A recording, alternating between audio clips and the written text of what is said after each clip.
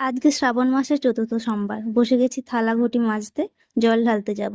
দুটো সোমবার হলো আর দুটো সোমবার হলো না, জন্ম অসুরের জন্য ভেস্তে গেল। কি করা যাবে? প্রথম সোমবার বাড়িতে জল ঢেলেছিলাম, আর এইবার যাব মন্দিরে জল ঢালতে। বাড়িতেও এসে জল ঢালবো, তো তার জন্যই সবকিছু আজকে রেডি করতে বসে গেছি। স্নান ধান করে থালাটা আর ঘরটা রেডি করতে বসে গেছি। ধূপ, বেলপাতা, ফুল যেগুলো লাগে সবকিছুই আমি নিয়ে নিচ্ছি। তারপর দেখলাম মা হচ্ছে এই যে অপরাজিতা ফুল তোলেনি, তো আমি চলে এলাম তুলতে। ফুল তুলে নিয়ে রেখে দিলাম থালাতে, তারপর বসে গেলাম ঘর রেডি করতে। দুধ, মধু, ঘি, দই। আগের দিন দই বসিয়ে রেখেছিলাম, দইটা ভালো মতো জমেনি, মানে ওপরটা একটু জমেছে, তো সেটাই দিয়ে দিলাম। তো সব কিছু রেডি করে নিয়ে এবার যাবো আমি মন্দিরে জল ঢালতে।